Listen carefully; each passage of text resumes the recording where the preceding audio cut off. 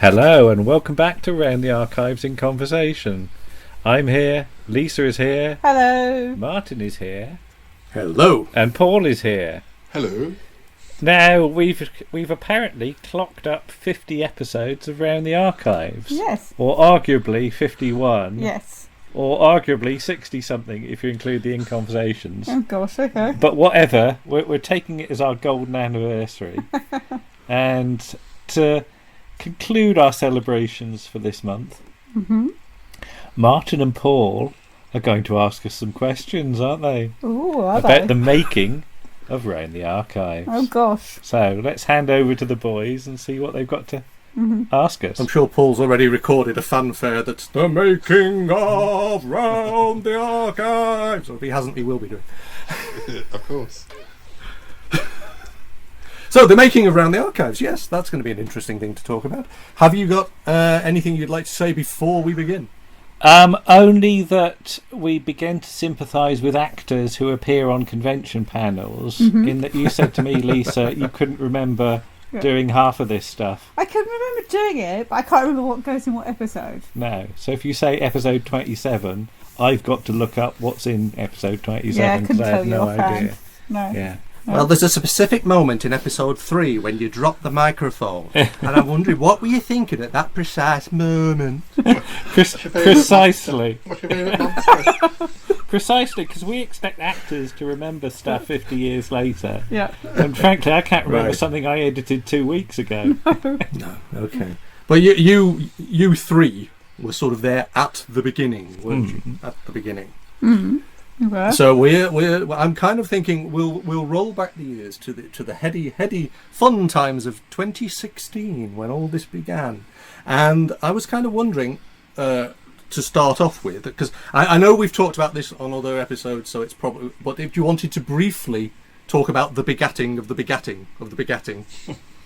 Well, ultimately, it's Paul's fault, isn't it? Yes. So, Paul, what happened on that day? Well, we met in Winchester, in the Wetherspoons, where we usually meet when we meet up, because it's sort of halfway-ish between Woking and your neck of the woods. And yeah, I'd been doing my podcast for like a million years. No, not that long at that point. Only a couple of months. Right. And yeah, I think I was just beginning to. Because to start with, it was difficult to sort of, work out who what I was you were going able to do. You know, we weren't using Skype or it was more sort of face to face, and but because Andrew and Lisa were part of my Sutton Park gang years ago, I know that they're pretty much up for anything, or they used to be. I wasn't sure if they still were. But, That's just a rumour. Round the Archives, we're up for anything. So we just talked about TV and bits Right. and bobs, and they must have enjoyed it enough to think, oh, we'd like. So at this point, not they. Yeah, you and Lisa had already appeared on the Shy Life. Well, this was the first appearance recording in Winchester, because I'd only been doing, because it was only in the early teens by the stage you did. Right. But Andrew and Lisa made their debut, so I'd only been doing it since the May 2016. Right. So it's literally what, two months? Yeah, it was one of the within the first 20 episodes, and obviously which for most people is a year. yeah, but for you that's a fortnight's work, really.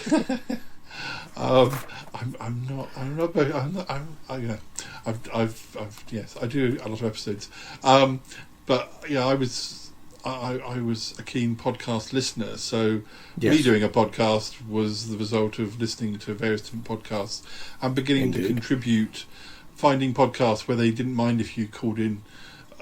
Some podcasts say, listeners send us a message, but then I found some podcasters who were like happy to send weird messages, not just what I've been doing this weekend. I can send in silly voices, and which was always something I wanted to do in my podcast, as well as I wanted my podcast to be anything or everything. So, Right. But when I met up with Andrew and Lisa, it was a good opportunity to talk about TV. Well, you three had also had form way before that, doing other projects and video and things like this. Oh yes, I mean we were very over the decades. we were very much in each other's pockets in terms of sort Right. of creative things, weren't Yes. we? Okay.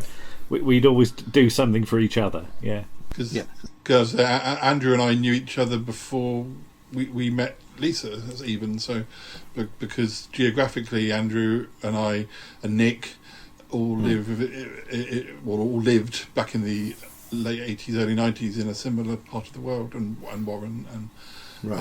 and then we met Lisa in the about 93, or I think, Lisa, you were a pen friend of Nick's, weren't you, to start with? I think it was. I was, yes. I had been a purchaser of his tapes in Ray Face Shift, and we got to writing to each other, and then he suggested we meet. Your name was in his little black book, It wasn't was it? in his little black. Yes. But Ray Phase Shift was a tape zine, and that's basically a sort of proto podcast anyway, isn't it? It really, is. when it Yes. comes down Yeah. to it. Yeah. And, Okay. And our friend Elaine a little bit later did another tape zine which is even more similar to the sort of thing we do on Around the Archives, in that it was whereas RPS was Doctor Who, mainly just Doctor Who, Elaine's tape zine Spotlight was anything and everything as well. But Okay. I mean, yeah, I'm thinking of some of the things I did for Spotlight, Yes. and frankly, I could tackle them again Yeah. on Round the Archives, because I Yeah. remember doing things like Time Team. And Right. So yeah, there's certainly You may some dig the tapes out yet, and they may reappear. yeah, there's certainly some crossover there. I can't really remember what articles I did for Spotlight, but I know I tended to do the sillier articles on RPS, because again I wasn't really that keen on doing structured articles. So I think I did top 10 double entendres in Doctor Who and things like that with clips.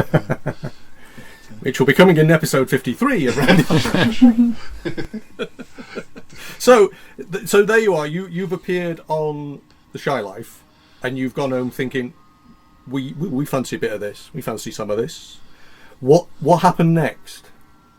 I'm not entirely sure how it came about. Did we just get cross at things on television generally? Yes, there was a programme on, and I can't even remember what it was called now. It was on BBC Two, and it was hosted by, amongst others, Anna Jones, and they were looking at television, and Right. it was appallingly bad. There was. It was all really lightly done, wasn't it? And, No detail. There was no detail. There was no analysis, and you got really. So like cross. the only thing that happened in 1972 was this, and nothing like someone got hit by a bus on Coronation Street. That's the only thing that mattered. That kind of thing. I think it was just modern television, wasn't it? It didn't even really look back.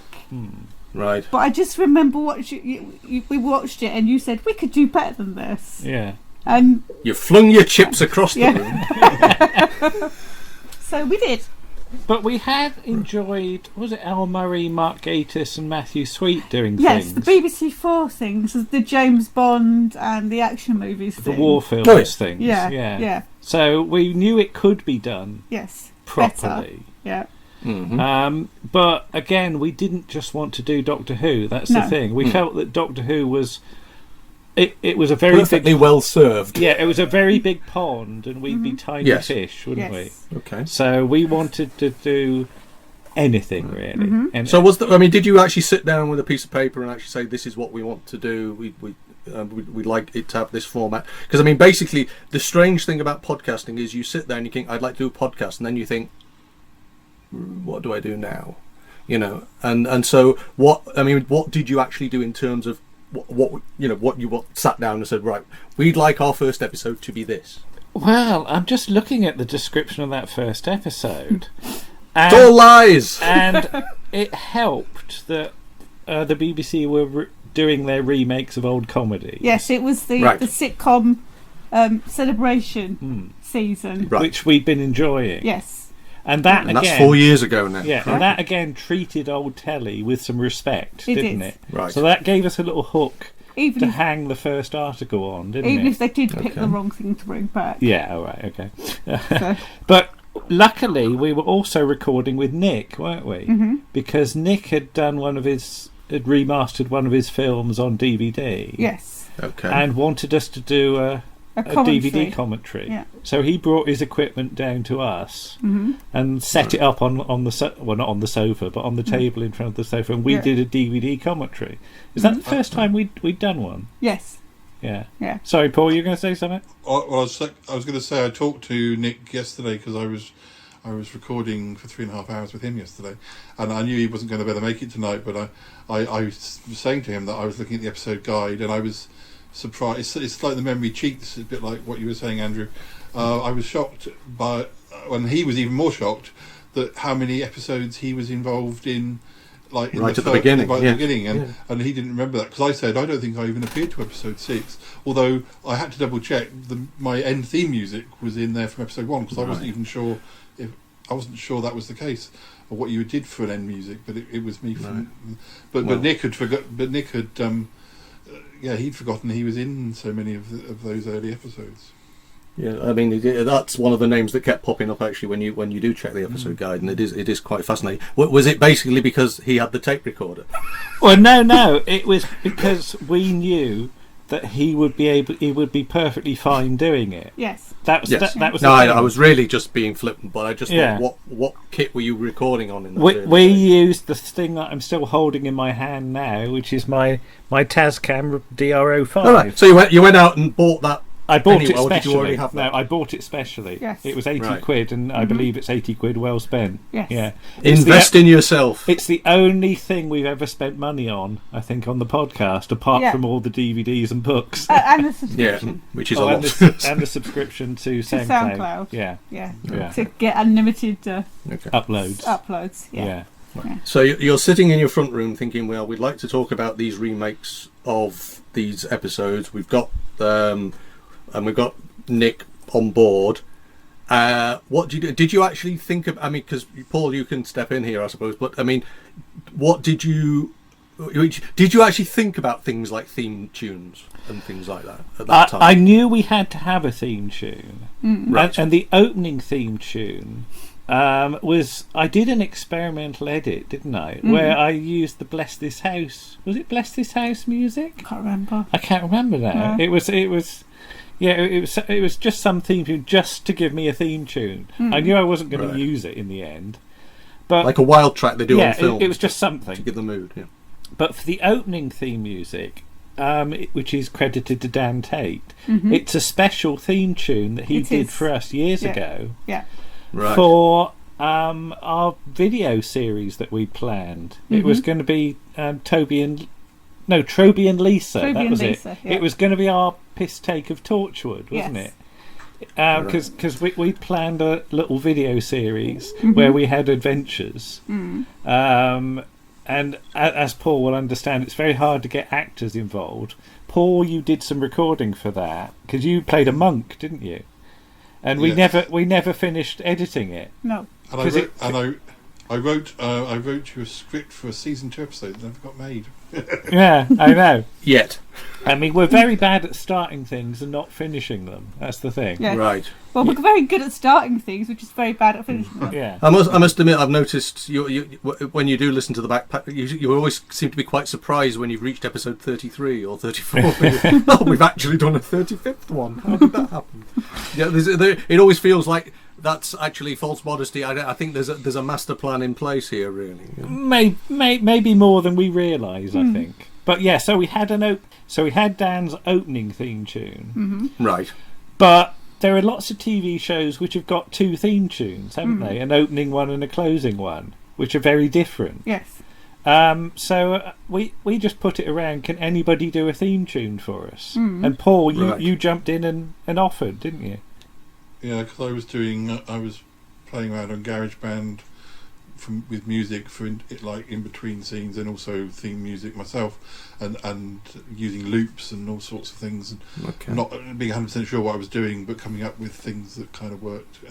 And I think but I did it. The music I gave you was for you. I hadn't done it already and say, oh, you can have this one. I kind of thought, I knew it needs to be quite short because it's the end theme, and and let's see what we can do. So do you have a huge back catalogue of tunes so that you fall back on? I don't have a huge catalogue, although I do kind of update them. So there were ones that I used 4 years ago that I don't tend to use now, and I also deliberate, because I quite enjoy doing it. Every 100 episode, I do a new theme tune. So. This is why personally I don't do editing at all, because whenever I put music onto it, I always immediately take it off because I think it sounds either I'm being pretentious or so actually to have some. I think the funny thing about your theme tune, the funny thing about both your theme tunes, is the sense that they actually, once you've listened to a few, it's not that you don't notice them, but they kind of feel right because that's where they are. But I think the first time, the choice must be very, very difficult. The actual picking something that feels right. Now, you were saying that this was something that was written for something else, and you had it anyway. But I mean, it does seem to work, doesn't it? Well, that's the thing. It's got elements of Torchwood about it, because that end bit that goes did at the end is very much the Torchwood theme. Right. But because it was for us, it just felt personal, and I hate to use the word branding, but in our heads that's our theme tune. You know, in life, that is when we do the Round the Archives prom. Yeah. It'll be all on the full orchestra. Well, I know what you mean, because I was gifted a song which is which is La La La La Shayeti song, which this Italian DJ gave me years ago when I was doing stand-up, and they thought it would be the music I would play as I came on stage, but it was never. I was always in a smaller venue. Though we didn't really have a stage, so I kept it and I used it on my YouTube videos in the early 20s. So that was kind of mine. That you still hear that occasionally on my show, because you've been given it and you feel, well, it's my signature tune. I ought to use it in the same way as you do with yours. Well, I think that's the thing. We are a gang of friends. So that's the thing, and sometimes we'll do things together, and sometimes we'll do our own projects. Yeah. But we always know we can rely on each other to do something. Yes, but I mean, Paul is because obviously your podcast is very eclectic and goes in all sorts of directions. You always specifically wanted to talk about old television and not really go into other areas. I think it's true. We wanted to focus on that because it felt like we could do this better than a lot of attempts we'd heard. There's a lot of things that I'm not very confident about, but I am very confident about talking about old telly that I like. And we're talking about you've got the music in place, and you've got the subject matter in place. Where did the title come from? Well, it's Round the Horn, isn't it? Yes. With the word horn crossed out and the word archives put in. Yeah, but did that take a long time to get to, or no? Because we had seen there's a stage production of Round the Horn that we'd seen twice, hadn't we? Yeah. Well, once just us and once with Warren, and we'd listened to an awful lot of Round the Horn in the car, going places. So it was just lodged, wasn't it? Yeah. In our brains. So there wasn't a huge long list with you crossing out options and saying, no, that sounds silly. That was there from day one. There was only ever one title for it, I think. Wow. Yeah. Wow. It just not worked. even a working title. No. Unnamed podcast project. No, there's no bits of paperwork with things crossed out on. No. There really is nothing cut like away. That. No. So I did interrupt you. Sorry. You were saying you have confidence about talking about television. Yes, I mean it's one of the few things that I feel I can rattle on about till the cows come home. Yeah, you asked me to do a lot of other things in real life, and I can get very nervous about them. But Ask me about Crown Court, and off I go. Mm-hmm. Because I noticed that Crown Court was in episode 1, wasn't it? Episode, yeah. Yes. So we've got the music, we've got the title, we've got the subject. How soon did you start looking into the technical side of what making a podcast actually involves? You get your recording, but editing. When did you first decide, oh crikey, I'm going to have to actually edit this together? Well, I think again, Paul was very much a help here, because did I send you some messages, Paul? I honestly can't remember about software and things like that, and how to use Audacity. Probably, I can't remember for sure now, but I definitely would have given you the lo-fi sort of experience of doing podcasting, because none of us have you have your recorder and I have my recorder, but we don't have some people go very technical and very sort of build a studio. Build a studio and the idea of sort of going. Not having the other members of the crew in the we are like a magazine show where everybody, all the people, sometimes obviously Andrew and Lisa have Warren come round, or like they had Nick round, but mostly we all do it in our own abodes and send it in. I thought you were going to say we all do it in our own bedroom. Yeah, but basically that's the feel I wanted, because we joke about the sofa. And I wanted it to be fairly lo-fi. I didn't want to get too involved with technical things, because I don't know if people notice, and they probably do. Whenever I use theme tunes, they are actually me recording them off the telly. They're not a direct link from the DVD. You can hear the clock in the background and things like that, because because it was easier to do. And B, because I want that feeling of like you're sitting at home with your tape recorder up against the telly. That's you need grandma going, what's this rubbish? Yeah, basically. Now sometimes you can hear in the background like our air freshener going off and things like that. Okay. Well, I mean, Rose Cat makes a guest appearance in episode 1. But I wanted that friendly. I didn't want it to feel like we were in a studio. But that's entirely wrong for us. You see, this is so disappointing. I just had visions of you with bits of tape and razor blades and putting.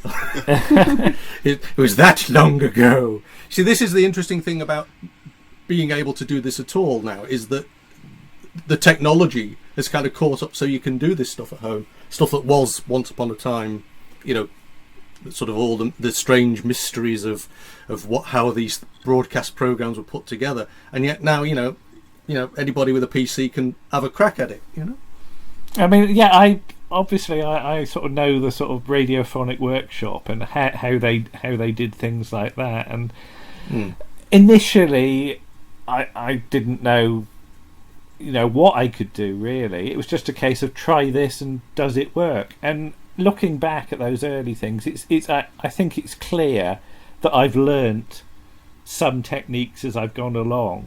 But even now, there are buttons on the software that I've never dared press. The do not push this button again buttons. I definitely hear that. I'm very nervous about changing settings on Audacity and things in case I can't get it back to how most of my settings are the standard settings or whatever, the default settings. You're amongst friends here, Paul. when your other characters turn up, are they all default settings too? No, I do have to remember when some of my other characters turn up. There are marks on the dial. There were. In fact, this is how silly we are. One of Toppy Smelly's characters on his show The Smellcast has a setting for that character voice, and I know as a tribute to him, my character Ick the Alien has the same setting. They sound totally different from other, because it's the performer's voice is so much as to how it's going to sound. But But yeah, there's lots of little in jokes, and I'm sure there are around the archives as well. Things that only we know about, or things we do for silly reasons that. Yes. Well, I will. This does bring us on to the content of the early episodes. You used to do quite a lot of sketches and comedy. Well, again, I needed a structure. That's the thing. Yes. Because you said about the hardest thing is to do an episode 1.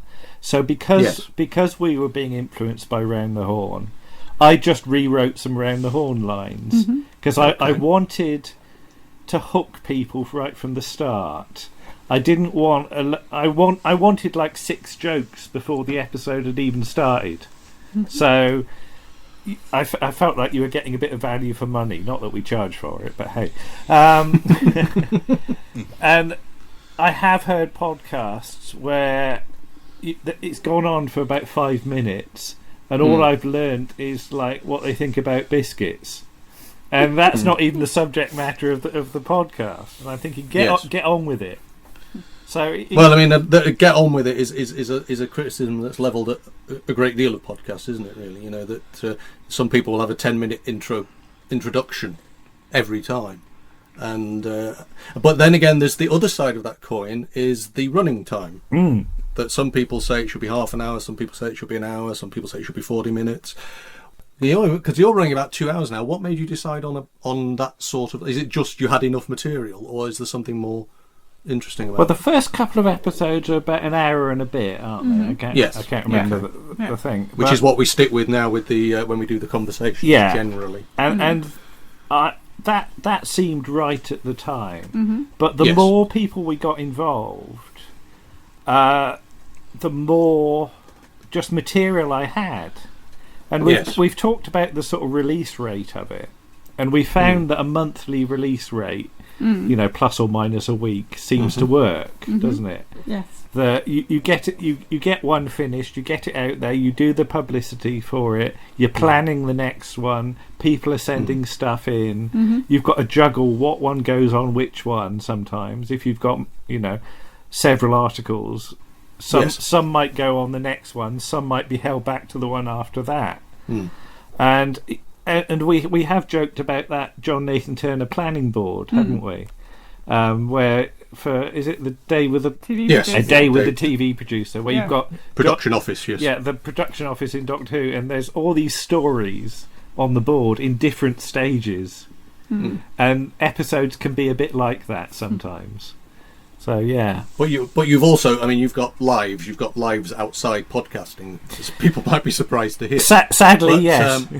But what I'm saying is, if you decided to do 2 single-hour episodes a month rather than 1 double-hour episode a month, the editing would double, wouldn't it? Well, for this, more or less. Well, for this month, we managed to get 2 1-hour 40-minute episodes out. This being July 2020. But it's noticeable. One's right at the start of the month and one's right at the end of the month. So you've still got two or three weeks in between them. Well, the amount of actual editing time, I was saying, is doing a half-length episode doesn't necessarily half the editing time. Well, in some respects, because people are now pre-recording stuff for us and sending us whole articles, there's a bit drop them in. There's a bit less to do.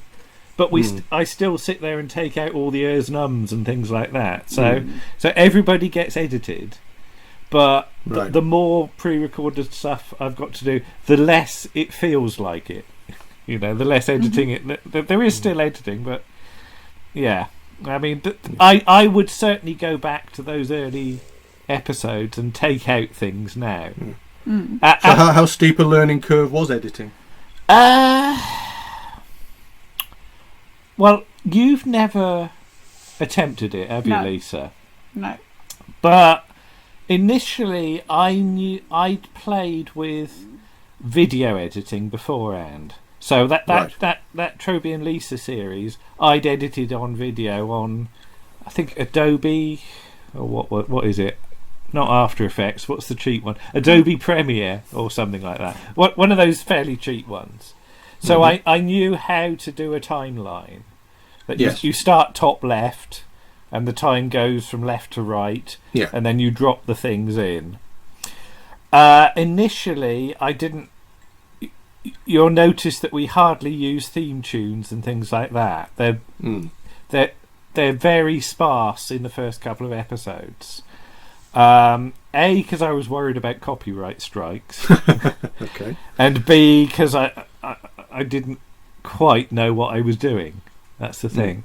But now But how long did it take you to edit the first episode? not long. I mean, we no. did it as we sort of went along, didn't we? right. I can't think that we had the whole thing assembled and then I edited it. I think we just recorded a bit one day, dropped that on the timeline, Then did another thing, and put that on there, and then did another thing, and slowly it built up. See, we're letting all the listeners into how easy this is, and we'll have so much competition now. I don't know. I haven't listened to the first couple of episodes for a long time, so No, I'd probably. Well, some people bury their first few episodes. Oh no, to be never seen again. We're not ashamed of them. No. But There isn't a pilot out there that no one's heard. No, you've heard everything. Yeah, but we obviously learn as we go along. And Indeed. obviously you try something new every now and then, and sometimes it works and sometimes it doesn't. And the things that work you tend to repeat. So tell us about that moment where you had your entire package, bundle, whatever you want to call it, ready to upload to, presumably, was it SoundCloud in those days? It went to SoundCloud, it still does. Right. And you were there and you were thinking, right, we'll hit upload and we'll hit publish. What went through your minds? Bet nobody listens to it. Honestly, it was. I bet there'll be no response. Well, you knew whatsoever. Paul would listen. Well, You knew that's Nick would that's listen. the thing. I knew Paul would listen to it, and I knew Nick would listen to it, and I knew Warren would listen to it, and maybe a few other people would listen to it. Yeah. Okay. But beyond that, you honestly don't think it's going to do anything. I don't know about you, Lisa. No. What did you think? No.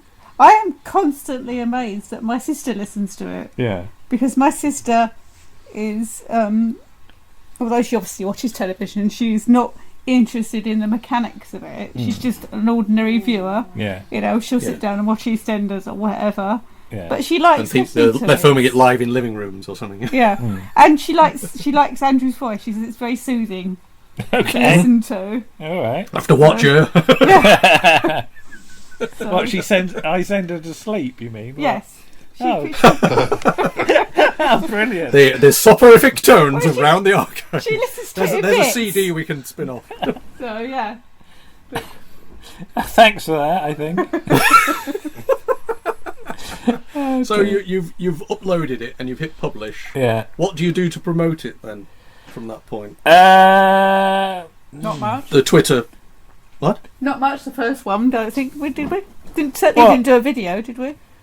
We didn't do a video Can't for a remember. while. We just did. We have the blog at that point? I'm not even sure we Yeah, did. don't No, we think didn't we have we didn't have the blog, so we couldn't put it on there. So it would have just been Twitter. Did we set up a Twitter account for it straight away? I or not? honestly can't remember. Oh Can't dear, remember. we should have It's done terrible. research We on should this. have shouldn't research. we? No, it's fine. It's just interesting because now that you are this multimedia conglomerate with videos and blogs and all sorts of things, and indeed the podcast and your Twitter feeds and your Facebook feeds and everything like that. I was just wondering, when you sat there before the monster was unleashed, as it were, did you think, oh, we need to do this, we need to do that? No. No, it was very much. It'll be flattering if anybody listens. Can we finish it? And that was the priority. And then we did finish it somehow. Yes. And then you think, oh, I suppose we better stick it out there then. There was no great plan of being sort of a brand or anything like that. And you know, we're still not a brand, but looking at the numbers for this month, the idea that like 1,500 plays would be achieved is staggering. Seems outrageous. Yeah. Yes. So, I mean, when was the first time you got an inkling that somebody who wasn't someone from your immediate circle had actually listened to it? That's a hard one. What do you think, Lisa?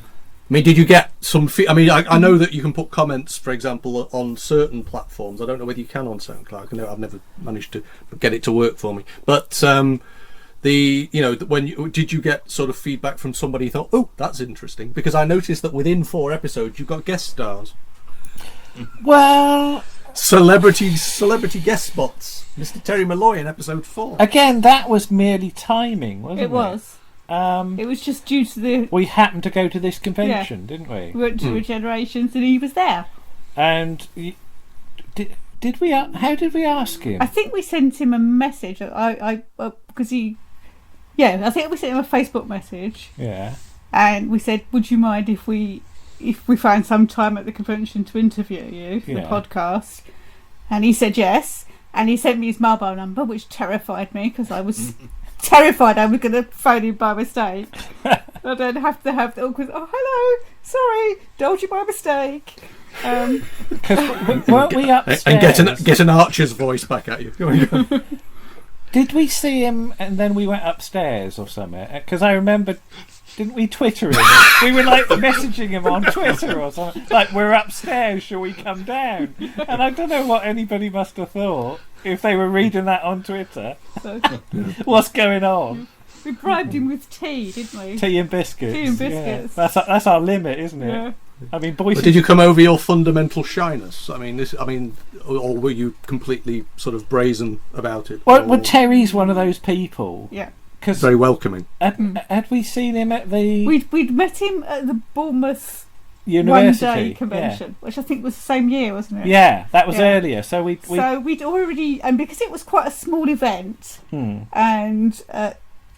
we had the time to actually just it was hang Terry, around. Andrew Cartmel, and Simon Fisher-Becker. They were the 3 guests. Yeah.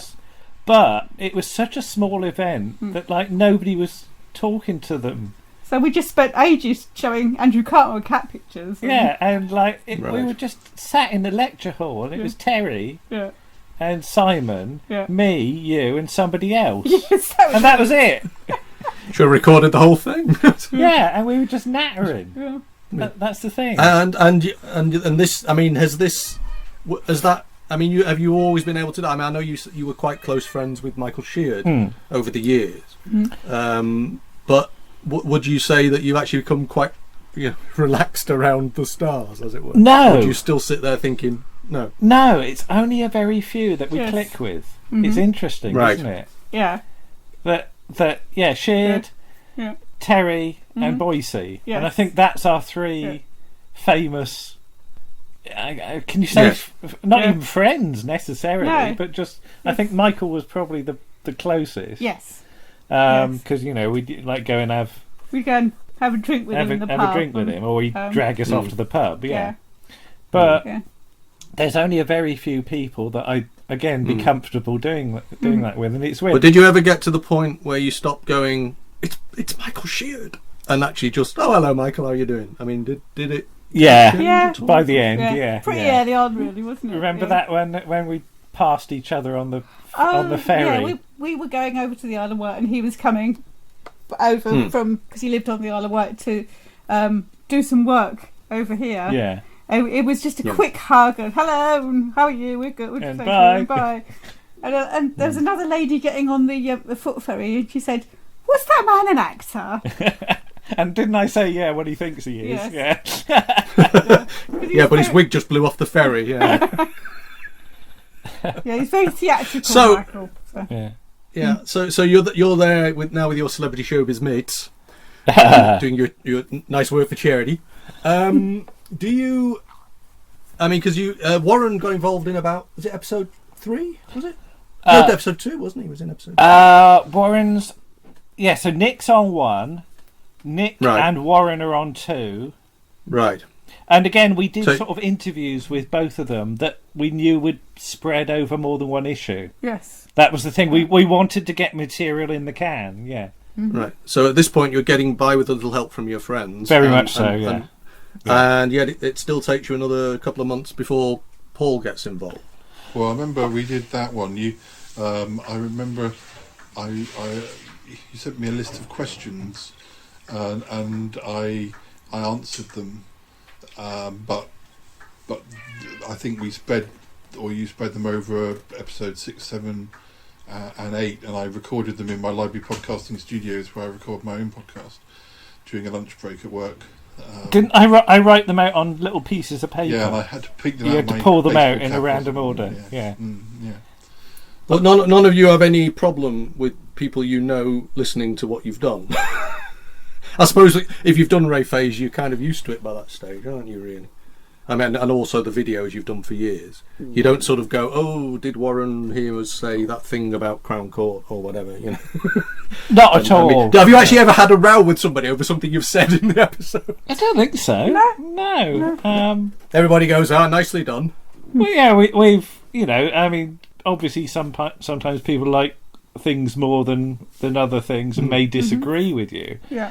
But the fact that, we're still happy to do stuff for each other after... You've never been trolled for doing this at all. There's never been any actual physical horribleness that's come your way because of the world of podcasting. Not this.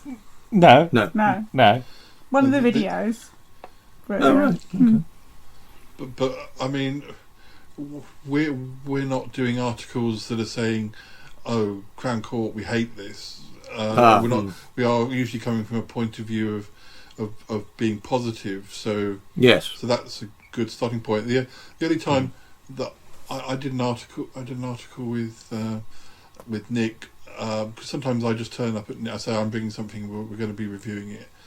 Yes. And then we watch it together, and we started doing that thing where we watch like the first 20 minutes, or if there's an advert break, we'd stop, and then I'd say, "What do you think of that?" And then we thought that was a different way of doing things a bit, and then once I brought Queenie's Castle along, which had Diana Dawes in. That's the reason I bought it. I like Diana Dawes, particularly 70s Diana Dawes, because she does a much more different range of things that she did when she was like in the 1950s. And anyway, neither of us had really. Nick definitely, I don't think, had seen any episodes, and I hadn't started watching it, and we didn't really click with it. So that was an example. That was an example where I wasn't bringing something along and saying, "Hey, we're going to love this." Or sometimes I bring things which I like, but Nick doesn't click with quite as much. Usually, because we know what each other likes. And Nick's pretty, his tastes are quite broad, and he usually appreciates that I'm bringing something along. I think Queenie's Castle was the one where we kind of agreed. Don't really like. We didn't like it for this reason and that reason, but right. Okay. But I think I think it's true that. If we have, I'm not going to use. Shall I use the word? If we have an ethos, that's a good one. It's that we're here to promote this stuff, and say what we enjoy about it, to encourage people to watch it. Yeah, because this stuff is being forgotten and is in danger of becoming even more so. So if we can excite people about, we enjoyed watching this thing from 1966, then maybe some people. We'll watch that thing from 1966. And it is actually a rare skill, isn't it, though, to be doing something in an audio medium that's about something that's in a visual medium. Yeah. But so getting that, the enthusiasm is what gets that across, isn't it? But that's the thing about people that we invite to contribute, and this applies to you and everybody else that we've had. That we need people that know the stuff. We need people that are enthusiastic about the stuff. We need people that can communicate that enthusiasm. And without those three things, it doesn't work, does it? What are you grinning at, Lisa? It's like you're using your fingers. I'm using my fingers to enumerate. Yes. We shall audio describe the episode later. I do that when I'm doing phone calls on my show, and I end up finding I'm putting my hand up to like a phone, I'm speaking into my. I think this is you don't need to pretend you're speaking on a phone. Well, listeners can realise that I'm waving a pencil around in a very David Frost way this evening. So there we go. But see, I'm looking back at your season 1 descriptions here.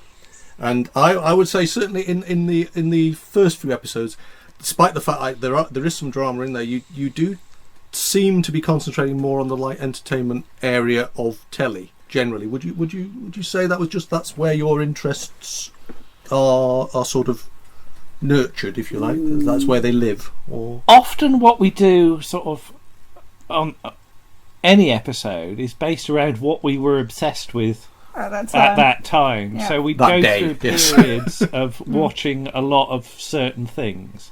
So we'd watch a lot of 3-2-1 Yeah. for a while. Yes. So we did 3-2-1. Yeah. Oddly, Yes. we've never done On the Buses, despite having watched the whole of On the Buses, which is Possibly 'cause coming in it's- episode 53. yeah. I mean, yeah, we'd have to watch one that we enjoyed, and the only one that I can Yes. think that we really enjoyed off the top of my head is On the Omnibuses, Yeah. because of the way it's shot. The period, the one set in the past. Yes. That one, is that the one? Yeah. Yeah. But I think there's no great plan in the early No. days. There's no themed There's no editions. great plan now. There's still no great plan. So- But Well, I was just wondering because I noticed Are You Being Served right there, day one, and I'm thinking, yep, you've set out your stall here. that was mostly because we really liked Are You Being Served pilot. yeah. Right. And we do like Are You Being Served.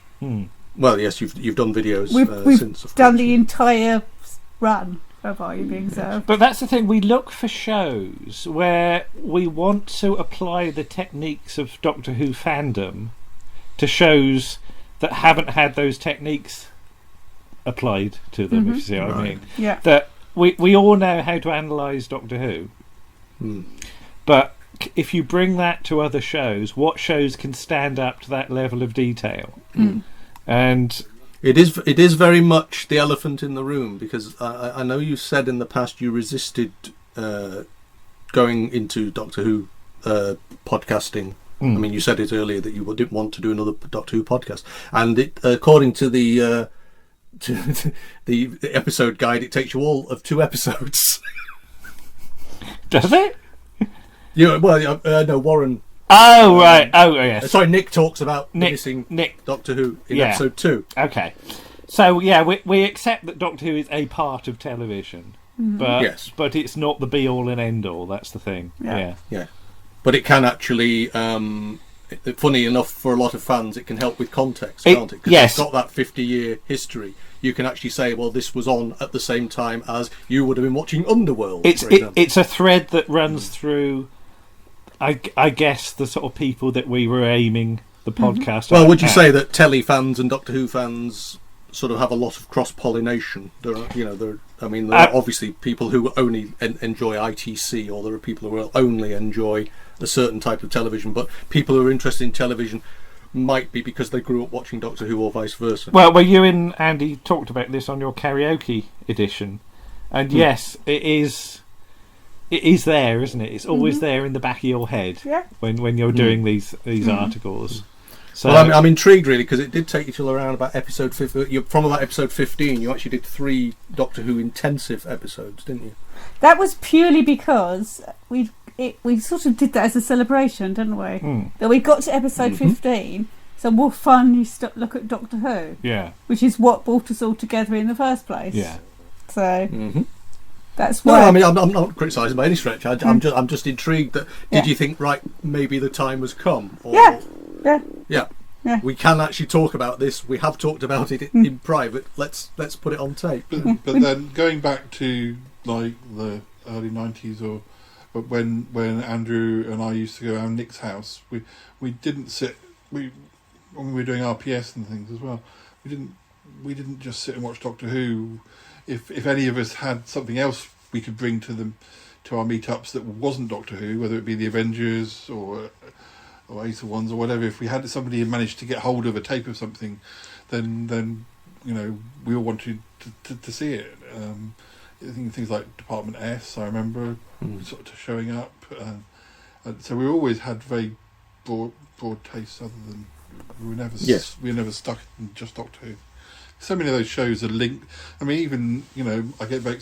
One of my first big articles was the Bergerac article, and I always liked Bergerac because so many of the early episodes are written by Doctor Who people, or so many people to do with Doctor Who involved in the early years of Bergerac. There's an awful lot of crossover in that kind of television, isn't there? Really, I mean, I suppose certainly if you're BBC fans, I mean, I know it's strange now, really, because a lot of the stuff that comes out on network and the like are actually ITV shows, aren't they? Thames and LWT, but I mean, you've always had broad tastes anyway, haven't you, Paul? I mean, this is partly because of Andrew and Nick. I mean, Nick got me into Blake Seven. He was the first person I knew who I'd seen some at the time, but I was pretty much but not. I was too young for the early seasons. But Nick used to lend that to me, and then different people doing watch and stuff. It all just came my way, so it was because of having the friends I did who also had wide tastes. But did you all? I mean, if you weren't podcasting, would you? This is what you'd be talking about if you were in the pub anyway. Oh yeah. Yes. Yeah. So quite frankly, you know, this is what you would have recorded. This is what you would have said. This is what you would have talked about, and now you're opening it up to a sort of much wider audience. Well, the rest of the people in the pub are going, "Oh, will they shut up?" No. I do wonder, Paul. Was anybody actually listening to us in that pub session all those years ago? Was there anybody on the next table? Can you remember? It was quite crowded, I thought. Yeah. Yeah. Yeah. But they didn't move away, did they? Yeah. Because I mean, you Paul, you've actually recorded people in restaurants, haven't you? You've recorded for your podcast, and you hear all the background noise, and and that's never been a problem at all. I mean, I know you talk about not wanting soundproof booths and everything, but that kind of you don't get people. You don't get people sort of going, "Can you not do that?" or anything like that. No, I'm also, you know, sometimes I'm surprised that people don't. I think I was listening to a podcast, an American podcast, but these were kind of almost famous people talking, and I think the waiter that was almost a bar that was they kind of knew podcasters coming in. They might be effectively making the podcasts that make money. That they might have been asked to stop recording because they but not in a people don't really know what.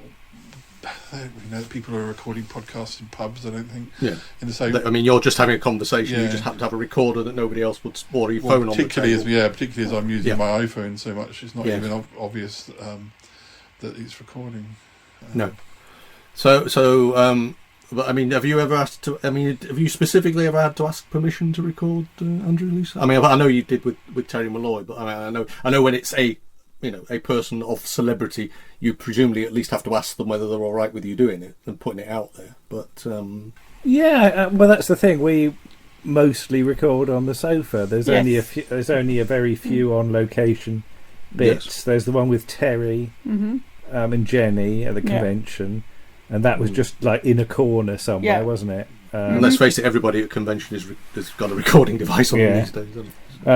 Boise's one we did at the food festival, didn't it? So we did it in his tent. It's gazebo. Is it a gazebo? It's a gazebo. Come into my gazebo. Not even a tent. And it had holes in it. It had holes in it, so it was being rained on, wasn't it? But beyond that, I don't think we've ever been anywhere, have we, to record? No, because when we talked to Richard Marston about John Noakes, he actually phoned us, which was bizarre. Oh yeah. Yeah.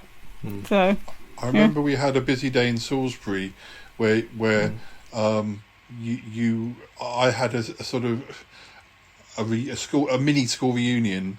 I think we all met up for coffee in the centre of Salisbury, and then you were going to go back to Nick's to start recording with him. I had to go off to my school reunion, but I knew that wasn't going to go on for very long because it was only with two friends. And then I came straight from that back up to the house, and I think you'd just been nattering. You hadn't started recording. But that was a rare time where you would come to someone's house rather than them coming to your house. And people tend to come to you as well, don't they? I mean, that's the other thing. I mean, we couldn't have Warren here tonight unless you're going to drop in an interview with him here. There's a cardboard cutout, isn't there? Well, of course, obviously, lockdown and what have you has made it more difficult to do that sort of thing. Yeah. But Warren is now doing his own thing, and that was a lovely article, by the way. I did enjoy it. Let's let him know that. Oh, please do, yes, because he's had quite a bit of nice feedback from that, and I think it surprised him. But I believe it's the police officer training.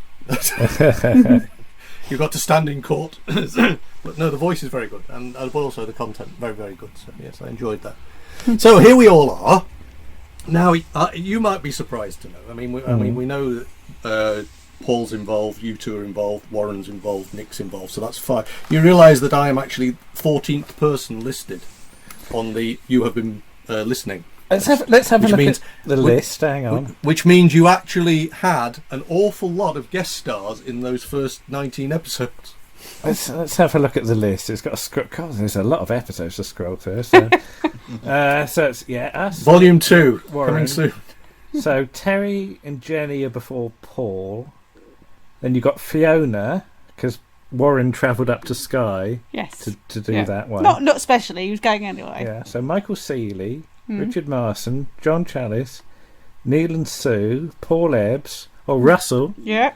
And then Martin there. Good Lord. Yes. So at what point did you decide that you would sort of ask people, beyond your immediate circle, whether they'd contribute something, and how did that go in the first place? I know a couple of these were interviews, weren't they? But I mean, you actually had people starting to produce content for you that you could just drop in.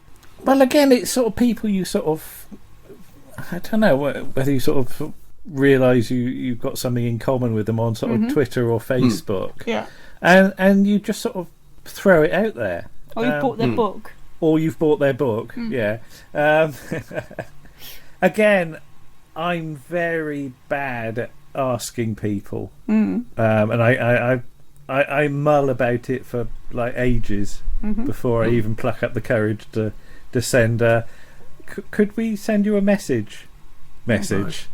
I would imagine it's a lot easier when you've got the content behind you. Yeah, that's the thing. Once people, I guess, know what you do, then it makes it a bit easier. But even so, I couldn't tell you how many people on that list are actually regular listeners, and I suspect not all of them are. No, I really don't know.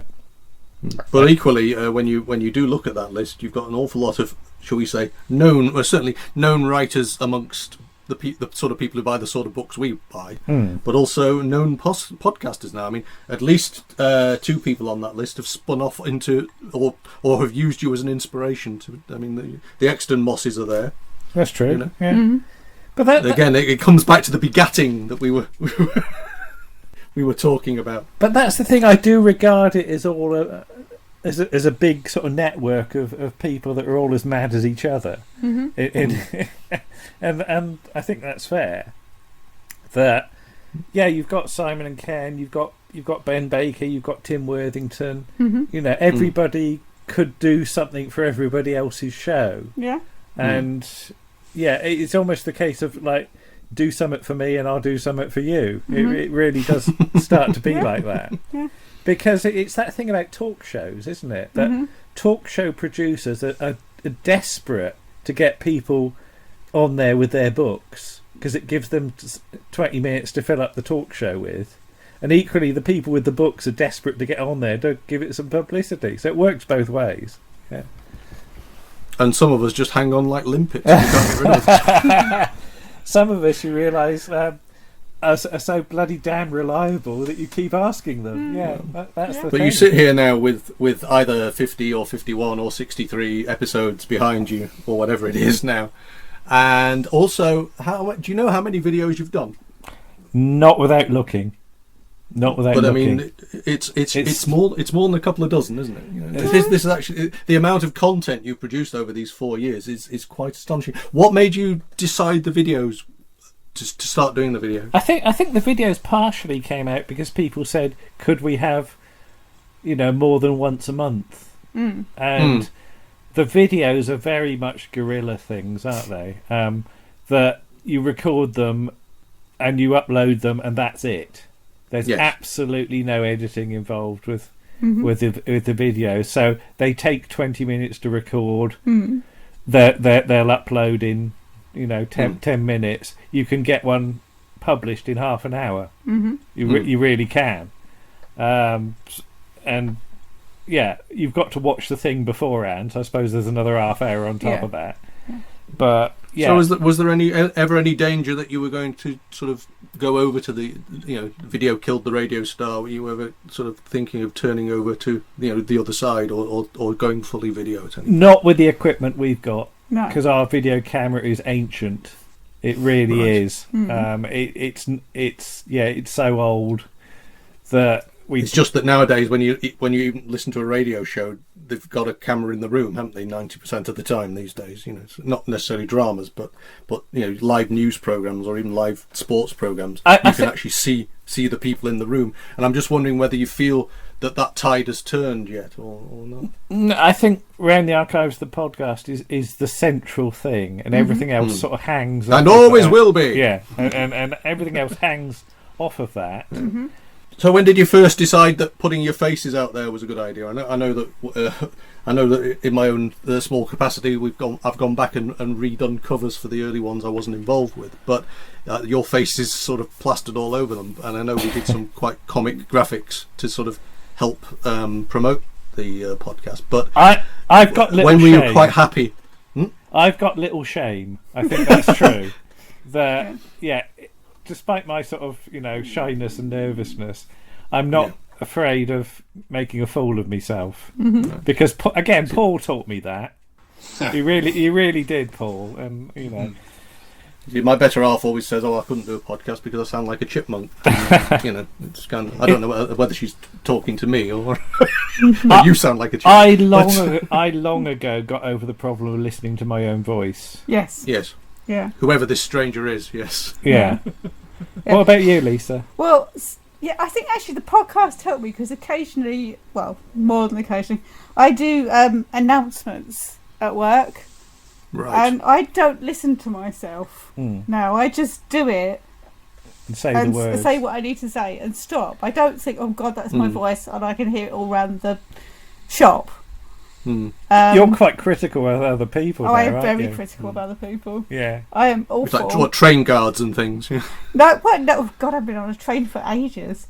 No, I'm critical of some of the other people that work there because they don't talk clearly. Yeah. Right. You were getting cross at the kids on Captain Zepp last night. God, weren't yes. Yes. We were watching Captain Zepp and it took one of them 30 seconds to say a tiny little bit. Like, because it was literally like, could somebody wind him up, please? Okay. So I think we're approaching the end of our hour.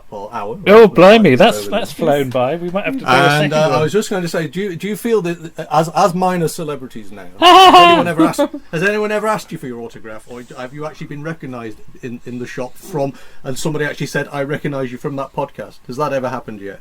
Not from the podcast.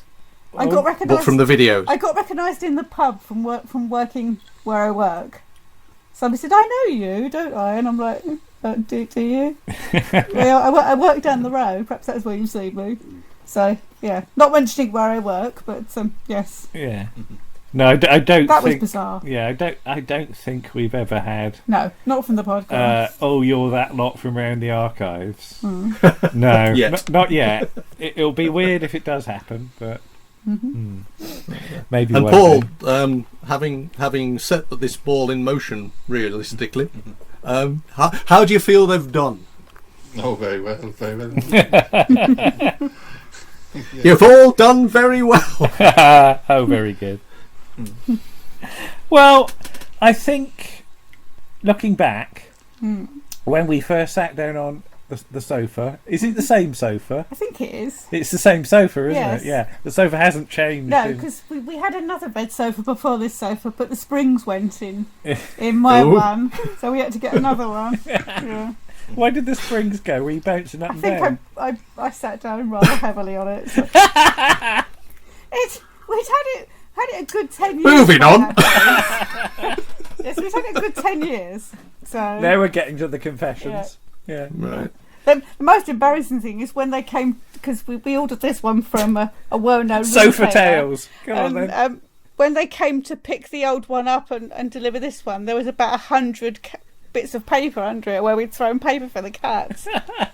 It was so embarrassing. Oh my God, there's a whole forest of paper under the sofa. Well, behind the sofa now It's a big are pile of books on television, aren't they? Yeah. Yeah. So, yeah, if So, I need... so has doing this? I mean, has it surprised you in any way, shape, or form? I mean, you've obviously made friends that you didn't have before, but has the whole being podcasters? Do you think it's changed your lives at all? I don't know. I mean, are you glad you did it? I suppose is If we weren't glad, we'd have stopped years ago. Yeah. Yeah. We enjoy doing it, and yeah, it's taught me things. So it's taught me, it's taught me editing, or it's taught me how to at least attempt to edit, more.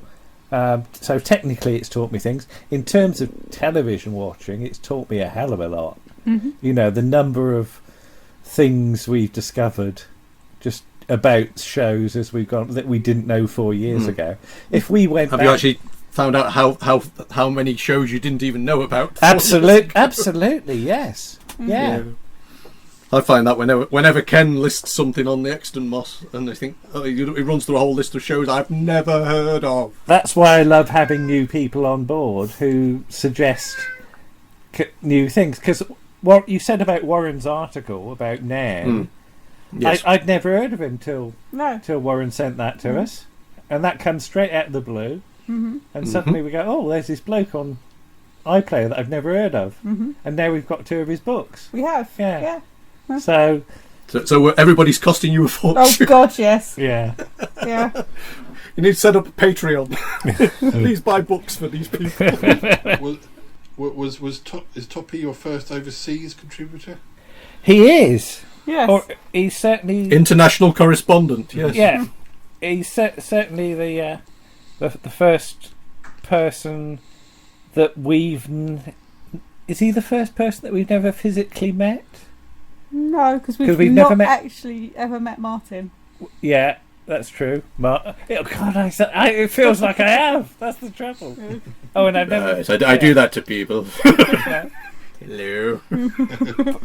It's behind the sofa. Yeah.